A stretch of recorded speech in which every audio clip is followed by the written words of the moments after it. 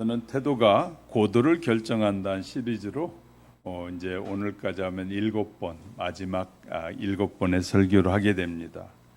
태도 설교의 목표는 설교를 듣고 은혜를 받았다, 들어보니 유익하다라는 이런 것이 아니라 장기적으로는 하나님의 말씀대로 내가 마음을 바꾸겠다.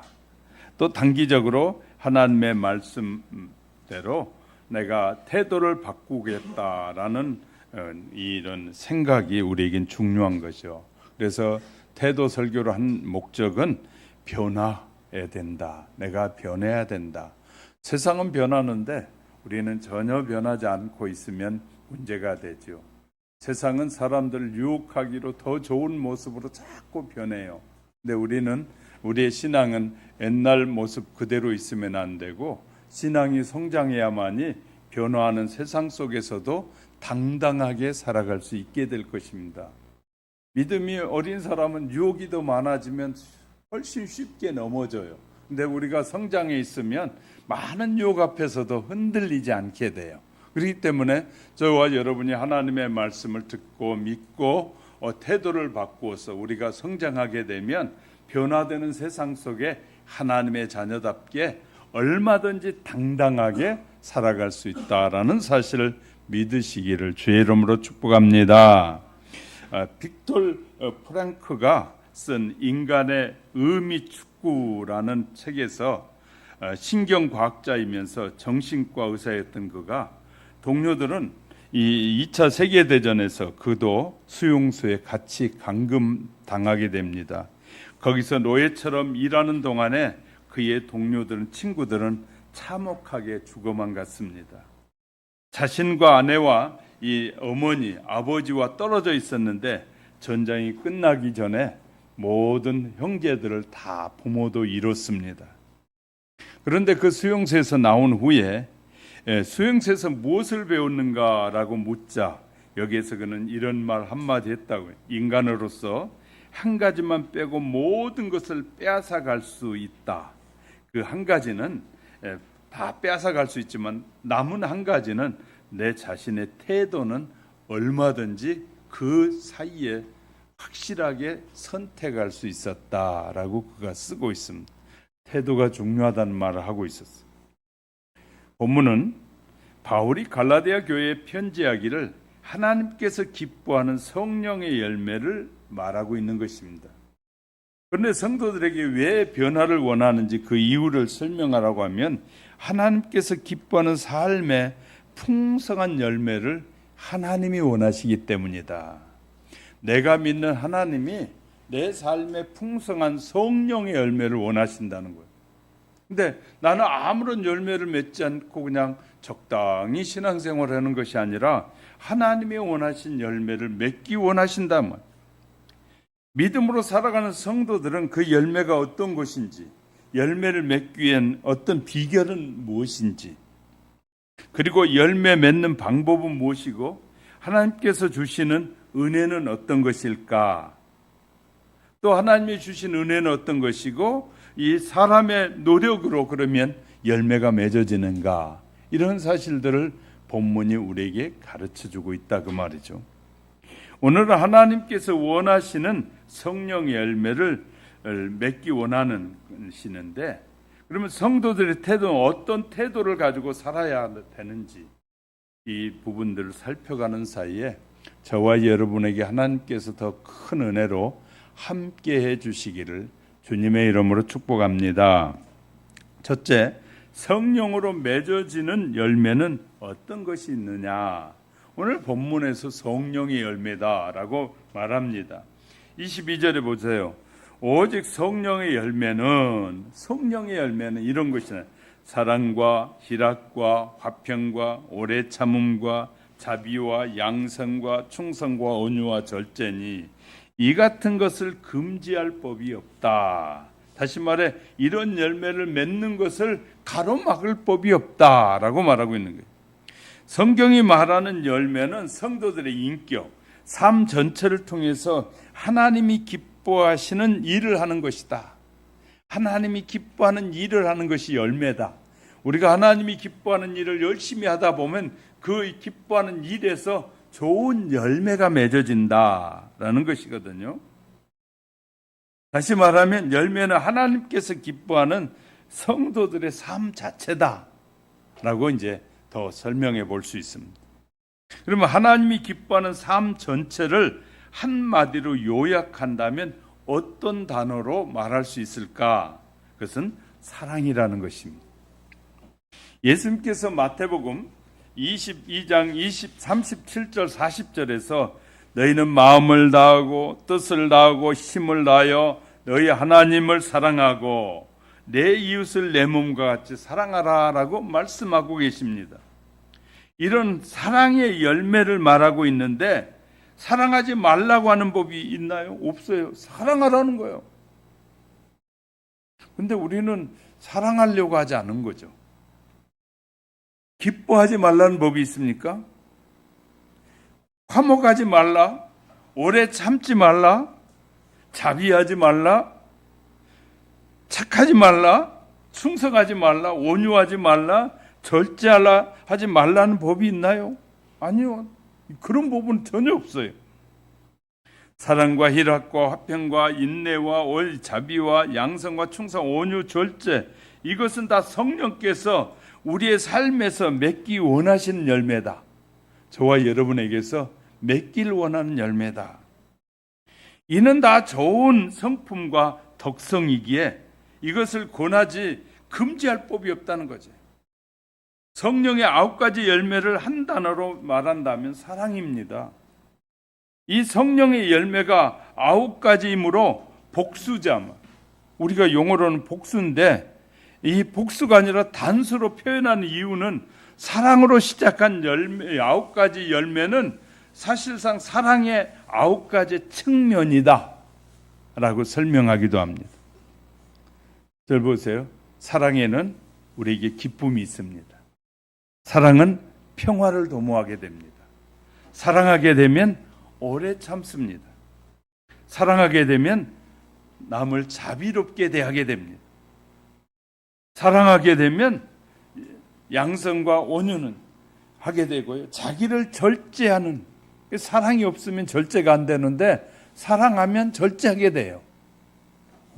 그러니까 이 사랑이 무엇이냐, 우리에게 이 사랑이 무엇이냐, 이 사랑이 있어야 이 좋은 열매가 맺어지게 된다라고 우리에게 말씀해 주고 있는데, 여러분의 예수의 열매에 대해서 아십니까? 예수님의 열매. 갈라디아서 5장과 요한복음 15장을 연결해 보면 성령의 9가지 열매는 결국 예수님께서 성령을 통해서 우리에게 맺은 예수의 열매다라는 걸 알게 돼. 예수님의 열매다. 우리가 포도나무 가지로서 포도나무인 예수님께 붙어 있을 때 예수의 생명이라는 수액이 우리 속에 들어와서 분출하는 것이 사랑의 열매다 말이에요. 예수 그리스도는 사랑의 최고봉이고 예수님은 사랑의 화신이기도 하고 예수님은 사랑의 절정이기도 하고 예수님의 사랑은 완전한 사랑입니다. 하나님은 사랑하시기 때문에 성자 예수 그리스도를 또 사랑이라고, 하나님이 사랑이기 때문에 성자도 사랑이라고 요한일서 4장 8절에서 말하고 있습니다. 하나님은 사랑이시기 때문에 성자 예수님을 사랑이라고 말하는데 이 사랑은 추상적인 것이 아니라는 것입니다. 성자이신 예수님의 인격과 생활로 완벽하게 보여줬는데 인격적이며 더 구체적으로 우리에게 보여주셨는데 이 고린도전서 13장 이 4절과 7절에서 설명해 주고 있어요. 성도가 예수 그리스도에게 붙어 있으면 생명의 수액이 들어가 와서 바깥으로 흘러나가게 됩니다. 예수의 생명 우리 속에서 나타나게 될 때 예수를 닮아가는 과정에 열매가 맺어지는 과정, 그것이 인격의 열매다. 그러니까 예수님을 잘 믿게 되면 예수 그리스도의 수액이 우리에게 들어와서 우리가 그 과정을, 성장하는 과정을 통해서 예수의 열매가 맺어지게 된다. 그러나 예수 그리스도와 접촉이 없으면 전혀 열매가 맺어지지 않는. 그래서 예수를 배우지 않고 예수님의 사랑을 깨우치지 않으면, 우리가 깨달지 못하면 예수님의 사랑이 안 맺어져요. 우리가 한때 예수와 접촉되어 있다고 해도 어느 때는 예수 믿다가 예수 이제 안 믿잖아요. 그러면 예수님과 접촉이 끊어지기 때문에 열매가 맺어지지가 않아요. 또 예수님과 우리의 관계에서 맺어지는 관계 속에서 우리에게 문제가 돼 있어요. 문제가 생기면 좋은 열매가 맺어지지 않아요. 그럼 어떻게 해야 되냐? 가지는 질병이 걸렸을 때 질병을 치료하면 좋은 열매가 맺어져요. 예수와 접촉되지 못한 열매가 없다면 예수를 믿으면 돼요. 예수를 믿으면 좋은 열매가 맺어져요. 그저 교회에 왔다가 갔다 하는 것이 아니라 예수를 나의 구원자로, 나의 구주로 믿으면 된다, 그 말이에요. 예수께서 나의 죄를 위해서 십자가에서 죽으시고 의롭게 하시려고 제3일 만에 부활하셨다는 이 복음을 그대로 믿으면 된다 말이에요. 예수를 믿는데 열매가 적거나 무르익지 못했으면 예수와 접촉된 상태에서 아직도 부족한 것을 찾아서 불필요한 것은 잘라내는 전지 작업이 필요합니다. 예수와 접촉되어 있는데도 좋은 열매가 맺어지지 못한다면 문제가 있는 것 아니겠어요? 그러면 접촉되어 있는 모든 가지들을 잘라내야 돼. 전지 작업입니다. 하나님께서 징계를 통해 불필요한 것들을 잘라내신다고 이 요한복음 15장 2절에서 말합니다. 우리가 열매를 많이 맺게 될 것을 분명하게 약속하고 계심을 믿으시기 바랍니다. 예수님께 내가 딱 붙어 있으면 예수님이 생명의 수액이 우리에게도 막 전해져서 우리에게 좋은 열매가 맺어진다는 거예요. 복음을 듣고 믿는 성도는 영원한 열매를 사모해야 된다는 거예요. 그래서 다니엘 12장 3절 보니까 많은 사람을 옳은 대로 돌아오게 한 자는 별과 같이 영원토록 빛나리라 라고 쓰고 있어요. 닉슨 대통령의 보좌관이었던 찰스 콜스는 워터게이트 사건에 연루되어서 형무소 생활을 하다가 예수 그리스도를 영접하게 됩니다. 형무소 안에서 예수님을 만나게 돼요.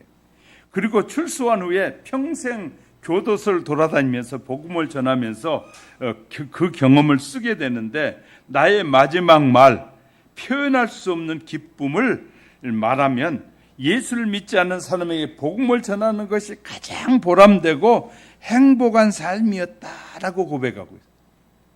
예수를 믿지 않는 자들에게 예수를 전하는 것이 자기 인생에서 이제 엄청난 대통령 보좌관으로서 그런 권력보다도 더 중요한 것은 예수를 전했더니 그 예수를 믿고 그들이 변화되고 그들이 예수님을 찬양하고 예배하는 그 모습을 볼 때 그것이 그렇게 자기에게는 행복했다. 우리 한평생을 영혼이라는 시각에서 보면 한 점에 불과하니, 짧은 인생을 살면서 예수님을 믿고 다른 사람에게 예수를 믿게 하는 것이 하나님께 영광이고, 이웃에게는 유익과 자신의 행복을 위한 영원한 열매를 맺는 것이다. 자신을 예수님을 믿어 영원한 천국에서 누릴 복이 확정되었으니 이 세상에서 겪는 수많은 어려움과 횡포에 대해서 늘 자유하게 되더라. 예수를 제대로 믿고 나니까 저들이 하는 모든 것이 참 부족해 보여도 불쌍히 여겨지더라. 불쌍히 여겨지더라. 우리는 예수 안 믿는 사람들이 불쌍히 여겨져야 돼요. 가정 집안에서 예수 같이 믿는데 안 믿는 사람이 불쌍히 여겨줘야 돼. 그래야만이 그에게 이 주님의 사랑을 전하게 되고 예수를 믿자고 말할 수 있는 거예요. 불쌍히 여겨지지 않을 때 우리는 늘 문제가 되는 거예요.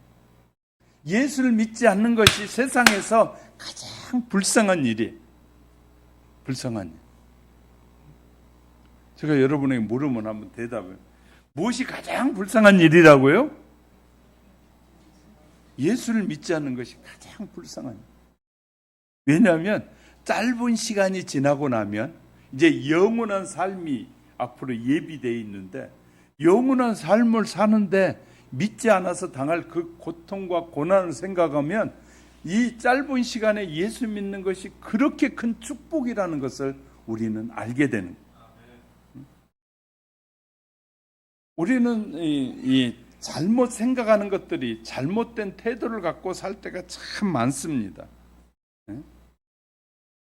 내가 저렇게 해야만이 변할 것이다. 그런 헛된 생각에 빠져 있는 사람들이 너무너무 많아요. 내가 하는 것이 아니라 주님이 하면 너무너무 쉬워요.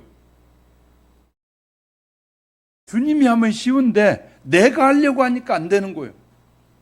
주님이 하시도록 주님께 맡겨드리고 그 일을 정말 간절한 애통하는 마음을 가지고 하면 되는데 내가 하려고 그래. 그 내가 하려다 보니까 뭐가 많이 생기냐면 갈등이 계속 생기는 거예요. 자, 하나님은 가정이란 질서를 우리에게 주셨어요. 자, 학생이 교수에게 가르치려고 하면 그 학생은 싸가지가 없는 학생인 거예요. 그죠? 하나님이 가정에 질서를 세워놨어. 자식이 내가 할 부모님한테 야 부모님 그거 잘못된 거예요. 잘못됐어 하고 부모를 자꾸 가르치려는 자식이 있다면 이 질서를 무너뜨리고 있는 거예요. 무너뜨리고 있는 거예요. 근데 그걸 잘 몰라요, 사람들은. 그것이 자기가 잘하는 걸로 착각하는 거예요. 질서가 무너지는 데는요, 질서를 무너뜨리는 것은 뭐냐면요, 내가 더 잘한다는 교만 때문에 질서가 무너지는 거예요. 내가 아는 것이 진리라고 말하는 것이 이 교만해지는 거예요. 하나님이 몰라서 세우실까요? 자, 가정에 질서를 하나님이 원하시는데 남편이 아내보다 지혜롭지 못하다고 생각할 때 하나님이 몰라서 그러면 부족한 남편을 세웠을까요? 아내로 하여금 맨날 틀렸네 맞았네 하고 가르치라고 세운 것이 아니에요. 부족한 남편을 세웠으면 부족한 남편을 위해서 기도해주고 하나님께서 가르쳐줘서 바르게 해가도록 하나님이 세워달라고 부족함을 하나님께 구하라고 가르쳐 세운 거예요. 그런데 내가 가르치려고 그래. 그러니까 안 되는 거예요. 100년이 가도 안 가르쳐져요. 근데 너무 쉬운 것은 하나님이 하시면 금방 돼. 아무도 아멘 안 하시네. 하나님이 그래도 내가 해야지 무슨 소리입니까? 누가 하면 쉽다고요? 하나님이 하시면 돼. 질서를 세우기 위해서 하나님이 질서를 세우기 위해서 가정도 만들었고 나라도 세워놨어요. 나라도. 그러니까 나라가 망하는 것은요, 젊은이들이 어른을 우습게 여기고 함부로 말하기 시작하면 그 나라는 망하는 거예요. 자, 솔로몬의 자녀들이 잘 알잖아요. 자녀에게 나라를 위임했어요. 그리고 솔로몬이 죽었어요. 그랬더니 그 젊은 아들이 이제 친구들에게 물어요. 어떻게 나라를 이끌어가야 될까? 친구들이 아버지가 너무 마음이 좋아가지고 세금도 조금 거두고 해가지고 이렇게 그랬어. 그러니까 당신이 힘이 떨어지기 전에 더 많은 세금을 거둬야 돼. 그랬더니 또 어른들한테 물어봤어요. 그랬더니 어른들이 이렇게 솔로몬의 아들에게 권면해줘요. 세금을만 너무 많이 걷지 말고 국민들이 편안히 살도록 해주면 좋겠다. 그랬더니 그 아들은 이렇게 젊은이들의 말을 듣고 어른의 말을 안 들어요. 그러더니 나라가 뭐에 짜게지기 시작했어. 성경에서 세상 돌아가는 모든 것을 다 가르쳐줘요. 가정을 어떻게 세워가고 나라를 어떻게 세워가고 어떻게 하면 무너지는지, 나라는 어떻게 무너지고 가정은 어떻게 하면 무너지고 질서가 무너지면서 가정도 무너지고 질서가 무너지면서 사회가 무너지는 걸 다 성경이 가르쳐줘요. 하나님보다도 똑똑한 사람이 세상에 어디 있겠어요? 하나님이 정치, 경제, 사회 모든 것을 다 성경을 통해서 가르쳐줘요.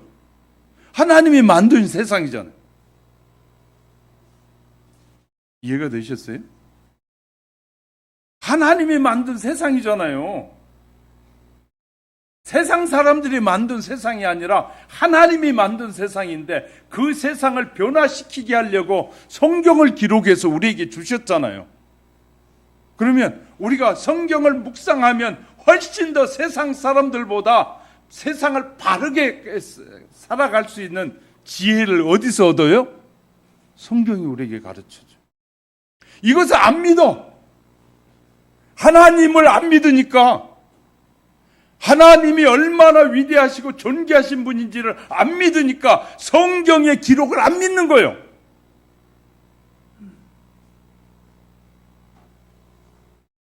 누가? 신자들마저도, 교회 지도자들마저도 하나님의 말씀을 안 믿어.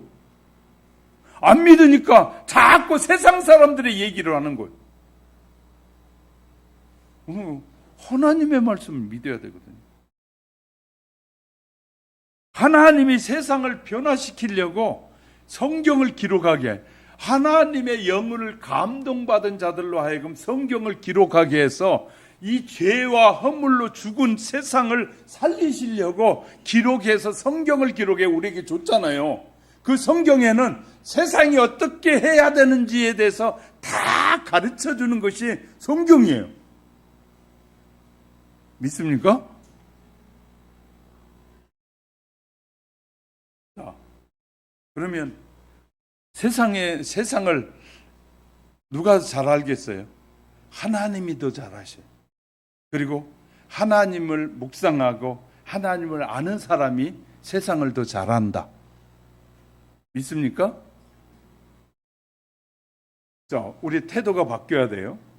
세상 사람들이 세상을 더 잘하는 것이 아니라 하나님을 알고 하나님을 믿는 자들이 세상을 더 잘한다. 이 태도 변화가 필요한 거예요. 이것이 돼 있지 않으면 하나님을 가짜로 믿을 수 있고 적당히 믿는 거예요. 하나님이 말씀으로 세상을 만드셨고 창조하셨다고 성경이 우리에게 다 가르쳐 주잖아요. 그리고 어떻게 세상이 변화되고 새로운 세상을 살아가는 비법을 다 설명해 주고 있는데 성경보다 더 세상을 새롭게 하고 바르게 해갈 방법이 어디 있냐 말이에요. 너무 우리의 태도, 나의 믿음의 태도가 얼마나 중요한지 몰라요. 자, 우리가 세상을 변화시키는데 하나님은 질서를 세우는 거예요. 교회 안에 질서가 세워지는 거예요. 이 질서가 무너지면 하나님의 뜻을 가로막아 버려요. 질서가 무너지니까 세상의 질서가 하나님의 교회를 공격하는 거예요. 그러니까 하나님이 그때는 하나님의 교회를 공격하면 하나님이 가만히 계시잖아요. 그런 세상을 무너뜨려 버려요. 하나님은.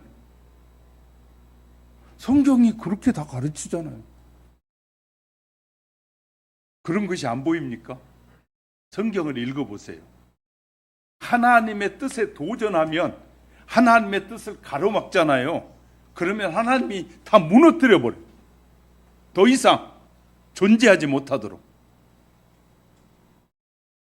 그래서 성경 읽다 보면 깜짝 놀래. 수십만도 하루아침에 하나님이 다 무너뜨려 버려요. 얼마나 존귀하신 하나님이신지 몰라요. 얼마나 존귀하신 하나님. 근데 그 하나님을 내가 믿어야 되는데 안 믿어. 그러니까 좋은 열매가 우리의 삶에 안 맺혀진다는 거예요. 예수님이 오셔서 우리에게 가르쳐준 수많은 약속은 바로 하나님이신 예수님이 약속이잖아요. 그래서 우리는 영원한 열매를 사모하는 저와 여러분이 될 수 있기를 주님의 이름으로 축복합니다. 그러면 하나님이 기뻐하신 성령의 열매가 수동적일까 능동적일까요? 제가 여기다 써놨어요. 앞에 보세요. 변화를 통해서 열매를 맺는다고 할 때 우리가 반드시 알아야 할 일이 있는데, 열매를 맺기 위해서 스스로 노력해야 하는가? 하나님께서 열매를 맺게 하는 것이기에 스스로 노력하는 것은 율법주의인가? 스스로 노력하지 말고 하나님만 의지하고 예수 그리스도께서 내 삶에서 열매를 맺으시도록 나를 전적으로 굴복해야 하는가? 이런 것들이 우리가 이제 던져볼 질문들이에요. 갈라디아서 5장은 하나님의 은혜와 성도들의 노력을 말하고 있어요. 자, 성령의 열매는 성령께서 우리 속에서 맺으시는 열매거든요. 본문 문맥에 조금 앞절에 보면 16절에 보세요. 16절 간본 여러분이 읽어보시면 좋겠어요. 시작. 내가 이르노니 너희는 성령을 따라 행하라. 그래야면 육체의 소욕을 이루지 아니하리라. 벌써 성령의 열매를 하나님이 원하신다고 했는데 앞에 보니까 내가 이르노니 너희는 성령을 따라 행하라. 성령을 따라 행하면 성령의 열매가 맺어진다는. 그래야면 육체의 욕심을 이루지 아니하리라. 이 말씀인데 이것은 성령께서 너희 속에 일하고 계시니 너희는 그의 성령을 따라 순종만 하라, 그 말이거든요. 성령께서 주도적으로 일하실 때 성도들은 그 일에 순종하면 성령께서 열매를 맺게 하시기 때문에 성령의 열매가 맺는다는 거예요. 사람의 마음속에 이 성령의 소욕, 성령의 소원과 성령이 원하시는 소원과 우리 육체가 원하는 소원이 늘 싸운다는 거예요. 우리 마음 안에는. 어디서? 그 다음 절에 읽어볼게요. 17절 같이 읽어봅니다. 시작. 육체의 소욕은 성령을 거스리고 성령은 육체를 거스리나니 이 둘이 서로 대적하므로 너희가 원하는 것을 하지 못하게 하려 함이니라. 이게 놀라운 일이에요. 둘이 서로 성령의 소욕을 육체는 거스리고 육체는 성령의 소욕을 거스리는, 이렇게 하지 못하도록 늘 싸운다는 거예요. 여기서 육체의 소욕과 성령의 소욕이라는 것은 뭐냐면 내가 성령이 원하는, 갈망하는 것이고 내가 원하는 것이고 내가 원하는 소원이고 내가 원하는 것이다. 내가 원하는 것이다. 우리 마음속에 성령이 계시는데 성령은 제3위의 하나님, 우리가 예수 그리스도를 믿는 순간에 고린도전서 12장 3절 13절은 내 속에 내주하신다는 거예요. 내 예수 그리스도를 나의 구주로 고백하면 성령이 내주하는데, 바울은 그래서 로마서 성도들에게 로마서 8장 9절에 누구든지 그리스도의 영이 없으면 그리스도의 사람이 아니다 라고까지 말하고 있는 거예요. 우리 마음에 내주하고 계신 성령의 소원이 있고 육체의 소원이 있다는 거예요. 우리 마음 안에는. 성령의 소원은 사랑과 희락과 화평과 오래 참음과 자비와 양성과 충성과 온유와 절제 열매라는.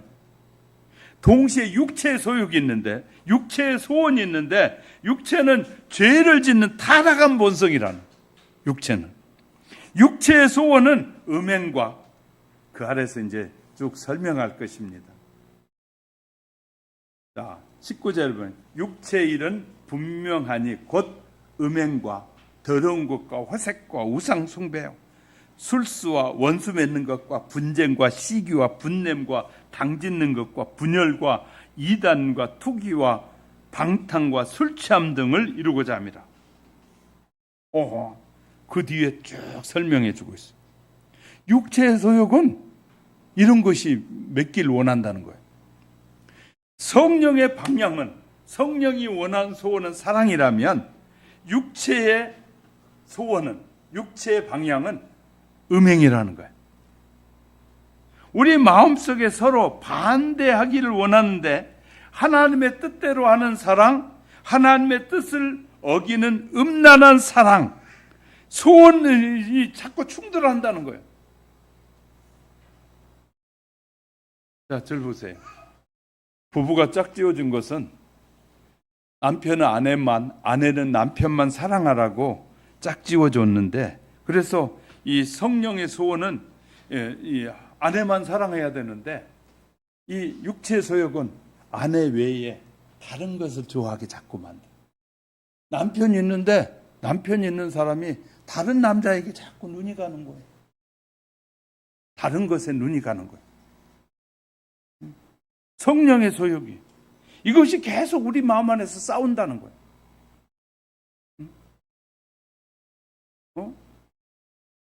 만나보면 다 욕심을 가지고 살아, 사람들이.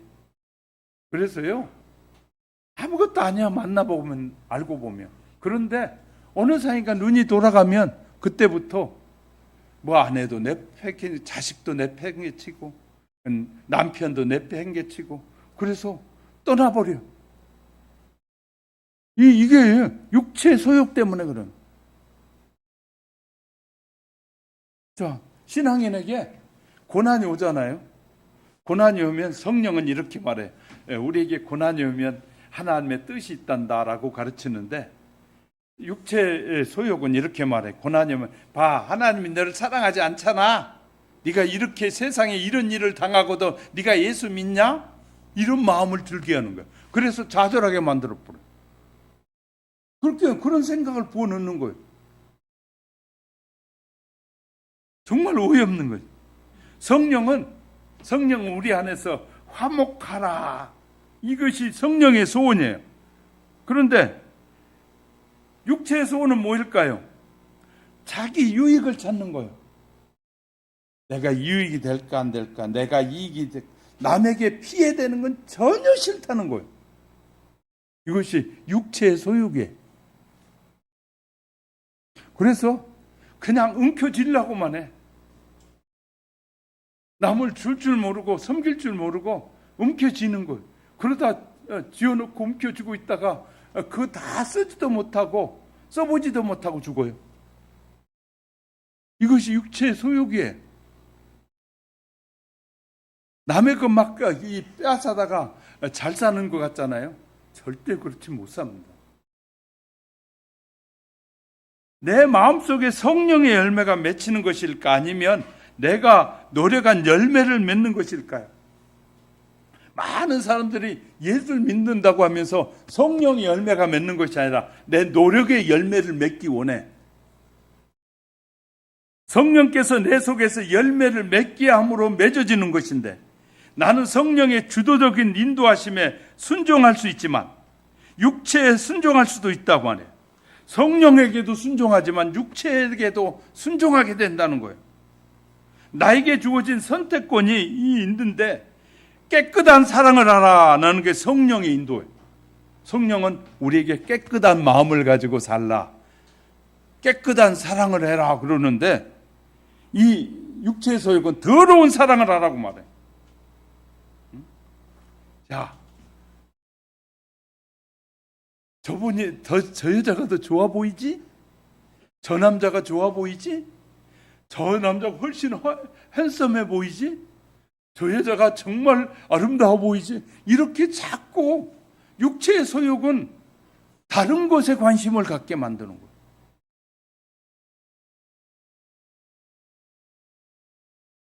오늘 저녁에 돌아가셔서요, 다른 것에 눈치 안 보고 사는 여러분 서로 격려하고 축복해 주시기 바랍니다. 당신 나만 보고 사니까 너무 행복해. 정말 좋아요. 당신은 성경적으로 사는 사람입니다. 이렇게. 자, 우리에게 성령의 요구와 육체의 요구 중에 어느 것인지에 대해서 선택해야 돼. 지금 성령의 소욕과 육체의 소욕이 있어요.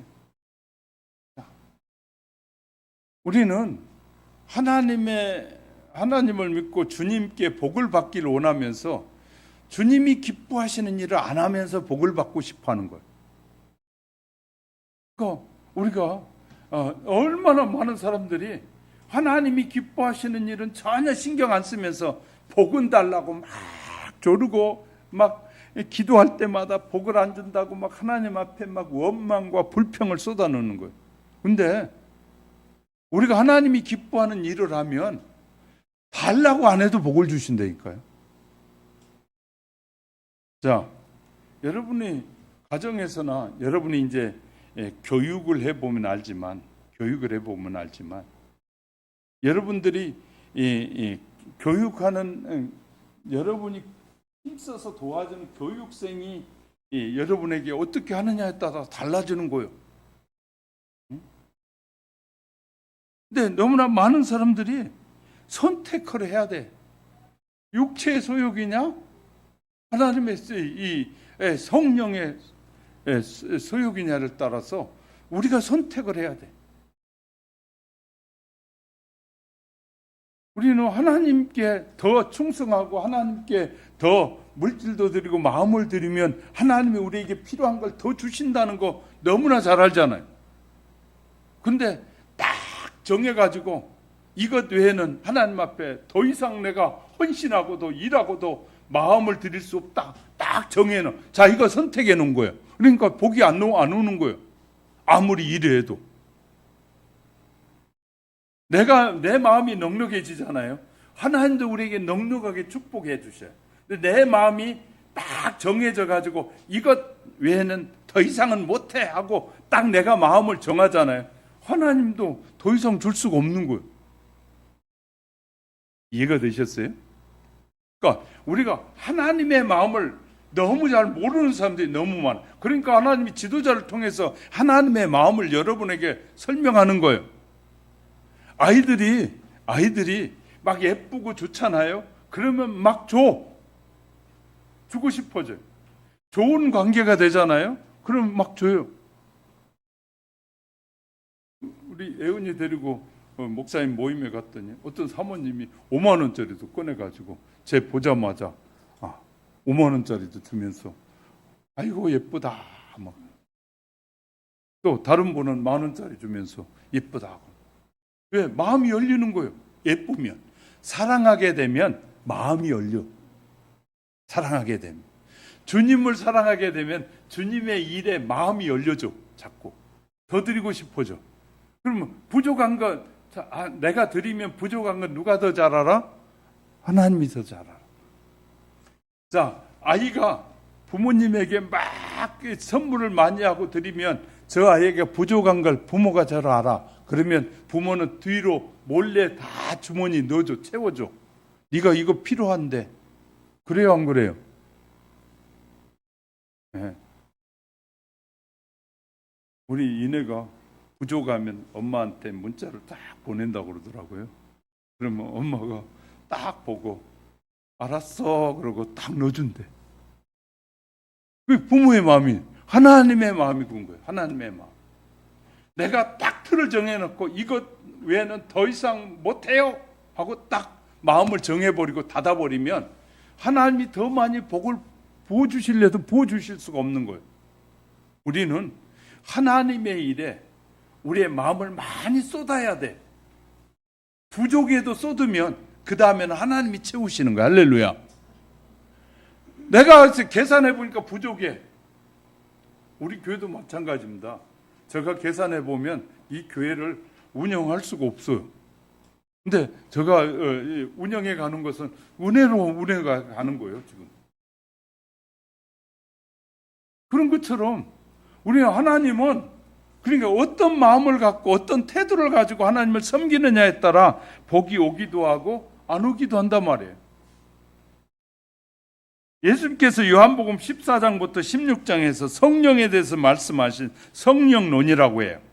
특별히 15장은 열매가 하나님의 은혜고 동시에 인간의 책임이 주어진다고 말해. 우리가 예수 그리스도와 연결되어서 성의 생명의 수액이 공급되고 바깥으로 분출되는 것이 사랑이라는 이 열매가 예수의 열매인데 우리가 우리의 마음속에 일하신 예수께서 그 생명과 능력이 분출되어 나오는 수액을 성장하는 열매인 거예요. 성장되는 열매. 예수의 생명이 흘러 들어가는 생활의 열매로 예수께서 예수의 생명이 우리 속에서 우리 마음속에 약동하고 이 맺어진 열매를 예수의 열매다. 그래서 요한복음 15장 7절 8절엔 너희가 내 안에 거하고 내 말이 너희 안에 거하면 무엇이든지 구해라. 그러면 다 이루리라. 그러니까 우리가 예수님의 하나님의 마음에 합당하게 구하고 합당하게 찾으면 무엇이든지 구하라고 이룬다고 말씀하셔요. 너희가 열매를 많이 맺으면 내 아버지께서 영광을 받으실 것이고 너희가 또 내 제자가 될 것이다. 너희가 그렇게 하나님 앞에 막 헌신하고 수고하고 해서 많은 열매가 맺어지면 하나님이 영광을 받으시고 너희는 내 제자라는 사실이 드러나는 것이다. 이렇게 말씀하시는 거예요. 예수님께서 우리의 마음속에 열매를 맺게 하심으로 하나님의 은혜고 우리의 책임이 있다는 거예요. 우린 책임 뭐냐? 믿어야 될 책임. 그 말에 순종해야 될 책임이 우리에게 있다는 거예요. 할렐루야. 하나님의 100%의 은혜와 우리의 100%의 순종이 좋은 열매를 맺는다는 거예요. 할렐루야. 성도들은 예수와 늘 교제하면서 동행하며 살아야 합니다. 예수 그리스도가 주인공이신 하나님의 말씀대로 살라는 서로 사랑하라. 명령에 순종하며 살아야 된다. 서로 사랑하라. 이것이 나의 책임이기에 사랑의 열매가 맺히기를 기다리지 말고 적극적으로 우리가 사랑하며 살면 돼요. 하나님의 말씀에 적극적으로 순종하면 열매가 자동적으로 맺어지게 되는 거. 할렐루야. 우리의 삶을 통해서 열매가 맺어지지 않는다면 내가 적극적으로 하나님을 관계 속에서 내가 적극적으로 내가 해야 될 일을 안 하기 때문에 자, 늘 하나님이 문제일까 내가 문제일까? 근데 우리는 이제 자, 기도의 응답을 못 받는 게 하나님이 문제일까 내가 문제일까? 하나님이 복을 안 주신 것일까 내가 복 받을 일을 안 해서 못 받는 것일까? 이렇게 말하면 이제 여러분의 이해가 빨라지잖아요. 그죠? 그래서 지금 제가 자꾸 말씀을 드리는 거예요. 자, 복을 못 받는, 자, 수많은 일반적인 열매도 많이 심으면 많이 거둔다고 그래요. 안 심으니까 안 거둬지는 거예요. 그러면서 왜 하나님은 나에게 복을 안 주실까? 교회 한번 가주는 것, 나와주는 것이 그것이 신앙생활이라고 하는 것은 매우 수준 낮은 사람들의 얘기예요. 우리의 삶 전체가 예수의 열매를 맺는 삶이에요. 할렐루야. 안 나와줄 건데 나가서 예배 드려준 것만 해도 하나님 감사해야지. 그런 마음을 가지고 있으면 하나님 축복하시지 않아요. 예배 드리러 나올 때 감사함으로 나오는 거예요. 오늘도 무슨 말씀을 하시든지 내가 그렇게 따라 살아야지. 그렇게 말씀이 깨달아지는 말씀대로 내가 살아야지 하고 그런 자세, 그런 태도를 가지고 와야 하나님이 말씀하실 때 순종이 되고 순종하면 열매가 맺은 하나님의 100%의 은혜와 나의 100%의 순종이 좋은 열매를 맺어지는 거예요. 할렐루야. 너무너무 중요한 일입니다. 성도들은 예수와 늘 교제해야 돼. 사랑하면서. 이렇게 살아가시기를 주의 이름으로 축복합니다. 세 번째는 성령의 열매는 어떤 태도로 해서 맺어지느냐. 성도들이라면 열매와 관련해서 태도를 바꿔야 한다는 사실입니다. 앞서 말씀드린 대로 우리의 마음이 인생의 원천이에요. 우리의 마음이. 내 삶의 미래라고 말해요. 마음을 바꾸고 지키고 살면 인생이 바뀌고 지켜진단 말이에요. 그래서 잠언을 통해서 잠언 4장 23절 모든 지킬 만한 것 중에 더욱 내 마음을 지키라. 생명의 근원이 이에서 남이라. 자, 우리의 모든 삶의 축복은 내 마음에서부터 시작되는데 우리의 마음에서 내가 하나님의 말씀에 순종하냐, 순종을 선택하느냐, 불순종을 선택하느냐에 따라 달라진다는 거예요. 내가 인색하냐, 내가 넉넉하냐. 내가 넉넉해서 많이 심으면 많이 거둘 거고 인색에서 적게 심으면 적게 거둬진다는. 그러니까 자기가 심지 않아 놓고 많은 것을 거두려고 한다는 것은 매우 그 안 좋은 생각이거든요. 성경은 우리에게 일반적인 원칙과 하나님의 특별한 은총이 있어요. 일반적인 원칙은 모든 사람들에게 주어진 원칙이에요. 그리고 특별한 원칙은 하나님이 우리를 예수를 믿는 자들 구원하는 것이 특별한 은총이에요. 할렐루야. 그것 외에는 모두 다 일반적인 원칙과 같아요. 근데 우리가 이제 이런 걸 놓치는 거죠. 천국은 아무나 갈 수 있는 것이 아니잖아요. 아무나 갈 수 없는데 특별한 하나님의 은혜로 가게 되는 것이거든요. 자, 인생의 변화에서 마음은 장기적으로, 태도는 당장 바꿔야 합니다. 마음이 따로 있지 않으면, 표현과 태도까지 바꾸지 않으면 평생 아무것도 바꿀 수 없습니다. 우리의 마음이 바뀌지 않으면 안 바뀌어요. 그러므로 마음은 장기적으로 바꾸기를 준비하고 태도는 당장 바꾸는 아름다운 좋은 열매를 맺으려고 적극적인 태도로 바꿔야 돼요. 미국 스탠포드 대학교 심리학자인 로이스 터번 박사는 아주 흥미로운 시험을 했더라고요. 그가 캘리포니아에 있는 초등학생 25만 명 중에서 IQ가 135 이상인 아이들을 모았더니, 영재들을 살펴봤더니 1521명이었어요. 그래서 그들을 추려서 그들의 삶을 추격해 봤다는 거예요. IQ가 1921년도에서 1990년까지 그들을, IQ가 좋은 사람들을 이 3대를 연구해 봤대요. 3대까지 연구해 봤더니, 절 보세요. IQ가 좋은 사람이 잘 살고 훌륭하고 그렇게 살 것 같잖아요. 우리가 그런 편견을 가지고 있어요. 머리가 좋으면 부자로 살고, 머리가 좋으면 이 높은 지위에 살 것이라고 그런 편견을 가지고 있는데, 이 로이스 터번 박사가 연구해 보니까 전혀 다른 결과가 나왔어요. 3대를, IQ가 그렇게 좋은 3대를 연구해 보니까 세상에 그 중에서 판사가 한 사람, 주의원이 몇 명 나왔을 뿐 전국적인 명성을 가진 사람이 없더라는 거예요. 머리가 좋다는 사람들은 대부분이 잘못된 데로 빠지더라는 거예요. 결과적으로. 그러면 어떤 사람들이 머리는 안 좋은데 말씀에 늘 순종하고 그 순종의 삶을 선택한 사람들이 결과가 좋아지더라는 거예요. 이해가 되셨어요? 우리는 자꾸 IQ 검사해가지고 IQ가 좀 서울대학교 나온 놈들은 다 몇 대씩 잘 살 것 같잖아요. 서울대학 나온 사람들 치고 이기적이 아닌 사람이 드물어져요. 왜? 자기밖에 몰라. 자기가 최고의 학문을 배웠으니까, 최고의 학부에 나왔으니까 자기는 잘 살아야 된다는 거예요. 남은 대충 살아도 된다는 거예요. 저 말은 그냥 허튼 말이 아니라 방송과 신문에서 다 말하는 내용이에요.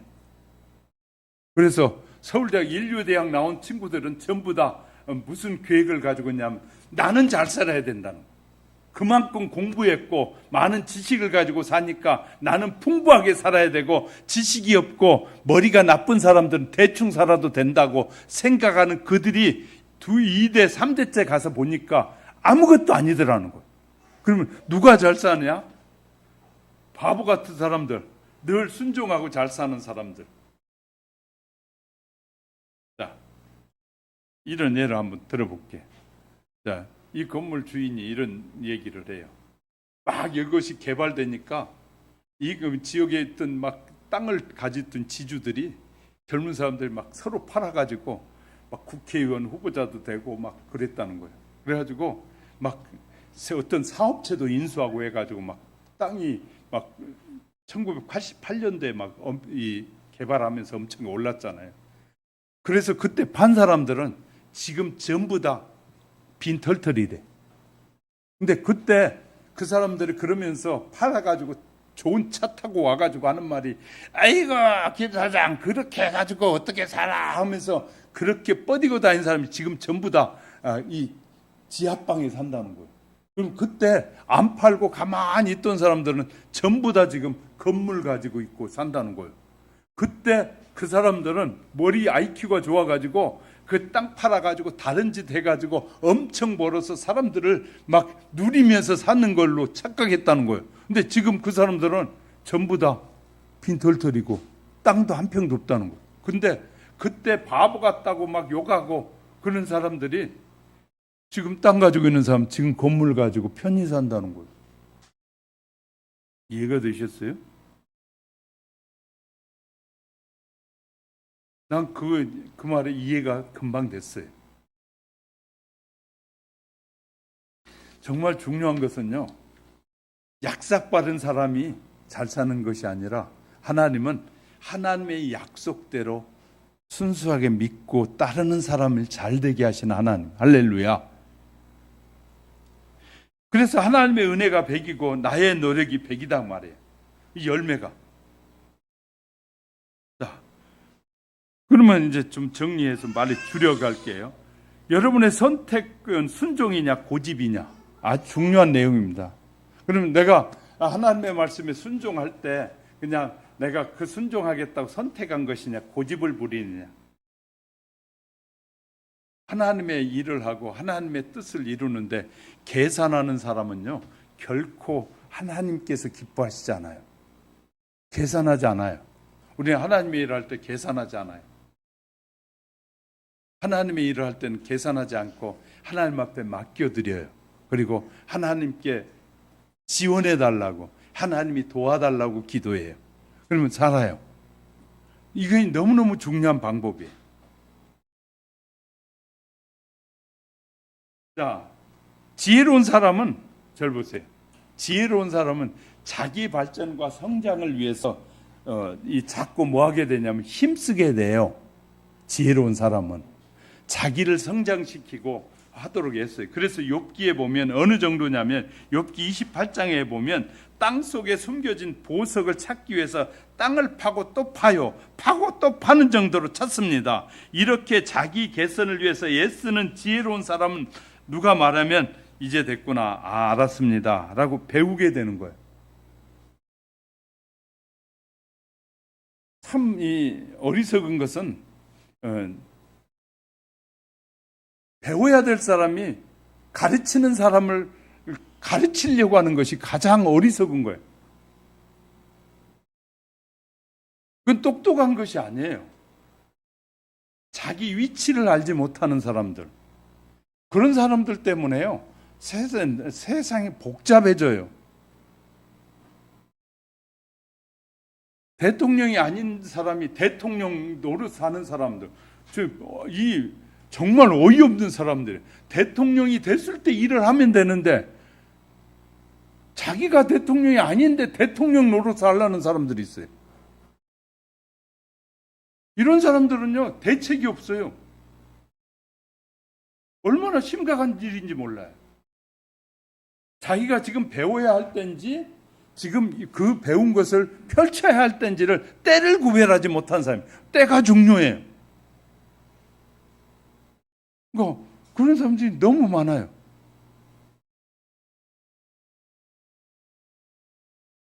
우리는 그래서 태도가 너무너무 중요하다는 거예요. 신앙에는 태도가. 그래서 저는 여러분에게 7주에 거쳐서 태도에 대한 부분을 했는데 여러분이 설교를 들으면서 얼마나 태도의 부분이 중요한지를 깨달았는지 아닌지는 잘 모르겠어요. 성령님께서 여러분 속에 역사하셔야 되는 것이기 때문에 저는 최선을 다해서 태도가 얼마나 중요한 건가를 여러분에게 설명하려고 애는 썼어요. 이제 그 다음에는 이제 저는 그리고 많이 배웠어요. 연구하고 공부하면서. 그런데 여러분이 이제 그것을 여러분의 내가 알고 깨닫고 배운 것을 내 삶에 적용하면 내게 복이 되는 것이고, 내가 깨닫고 안 것을 내가 적용하지 않으면 내게 복이 안 되는 거예요. 할렐루야. 그렇잖아요. 아무리 축복의 말씀을 줬어도 내가 그 축복의 말씀을 믿고 따르지 않으면 내게 복이 안 된다니까요.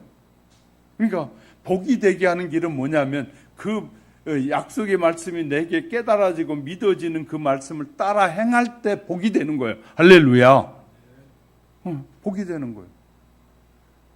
근데 아이고 저건 뭐 그냥 늘 하는 소리지, 그렇게 들어버리면요 아무리 축복의 말이라도 복이 안 돼요. 자, 누가 저에게 와가지고 땅을 만평 드릴게요 목사님 그랬어요. 그래 감사합니다. 아이고 너무 좋습니다. 그러고만 있으면 절대 내 땅이 안 돼. 방법은요, 드린다고 할 때 빨리 계약서를 쓰고 이전을 받아야 내 땅이 되는 거예요. 그죠?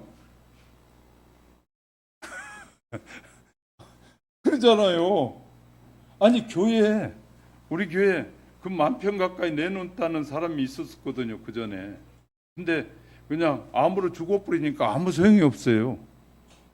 그 다음에 그 땅의 주인이 안 주니까 그만이요. 아니요. 준다고 할 때 우리는 뭐 해야 되냐면, 하나님이 내게 복을 주시겠다고 할 때 그것이 내 것이 되게 만드는 건 일은 누가 해야 돼요? 내가 해야 돼요. 할렐루야. 복이 되게 하는 일은 누가 한다고요? 내가 하는 일이에요. 하나님의 약속은 약속대로 이루시는 하나님이에요. 근데 그 약속이 복이 되게 하려면 내가 그 일을 믿고 실천하고 따를 때 복이 되는 거예요. 아멘? 아무리 하나님의 말씀이 능력 있는 말씀이라도 내가 믿고 그 말씀에 순종하지 않으면 내게 복이 아니에요. 복이 안 되는 거예요. 그러니까 우리가 이런 부분들을 잘 아셔야 돼. 내 위치가 뭔가, 내가 뭐 해야 되는 건가. 우리는 각자에게 맡은 직분이 있고 각자의 주어진 일들이 있잖아요. 그 일을 내가 지금 무엇을 해야 될 때인가, 어떻게 하는 것이 내가 올바로 하나님 앞에 기쁘게, 하나님을 기쁘시게 하는 것인가, 이런 나를 돌아보면서 내 태도가 분명해지면 하나님이 복을 주시는 거예요. 그러니까 우리가 잘못하면 수십 년 교회는 다녔는데 천국에 못 들어가는 사람이 생기는 거예요. 왜? 다니기는 했는데 믿고 따르지는 않은 거예요. 그럼 천국에 못 가요. 자, 교회 다니는 목적이 뭐냐면 믿고 따르기 위해서 교회 다니는 거예요. 할렐루야. 믿고 따르기 위해서 교회 다니는 거지 그냥 교회가 좋아서 오면 안 돼요. 교회에서 증거되어지는 하나님의 말씀을 믿고 따를 때, 순종할 때 내게 축복이 약속대로 이루어지는 거예요. 근데 그냥 좋아서만 오면은 그리고 그냥 좋은 것으로 끝나버리면 아무런 복이 안 돼. 반드시 뭐 해야 된다고요? 그 말씀 믿었으면 그 믿음대로 살아야 돼요. 그러면 하나님이 우리에게 주시는 성령의 열매가 맺어지는 거예요. 좋은 열매가 많이 맺어져서 하나님 앞에 부끄러움이 없는 인생의 마무리를 잘 할 수 있는 은혜가 늘 저와 여러분 속에 함께 하시기를 주님의 이름으로 축복합니다. 눈을 감으시고요. 자, 여러분은 어떤 태도를 가지고 지금 살고 있습니까? 하나님을 바라보는 여러분의 태도, 여러분은 하나님의 약속을 얼마나 믿습니까? 나는 하나님께 어떻게 헌신하고 어떻게 수고하고 있습니까? 하나님의 약속을 믿는다면 나는 무엇을 해야 될까요? 우린 돌아봐야 돼요. 우리 자신이 하나님 앞에 늘 돌아보면서 내가 복을 받을 삶을 살고 있는지, 내가 복을 받지 못할 삶을 살고 있는지, 하나님에 대해서 내가 얼마나 하나님을 알고 있는지, 하나님 내게 가르쳐 주시고 알게 도와주시고, 내가 버려야 할 건 버리고 따라야 할 건 따를 때 복이 된다는 사실을 잊지 마시고, 다시 한번 이 시간 성령님 내게 역사해 주시고, 이제부터는 예수 안에서 성령의 열매가 많이 맺혀지도록 나를 사용해 주옵소서 하고 기도해 보십시오.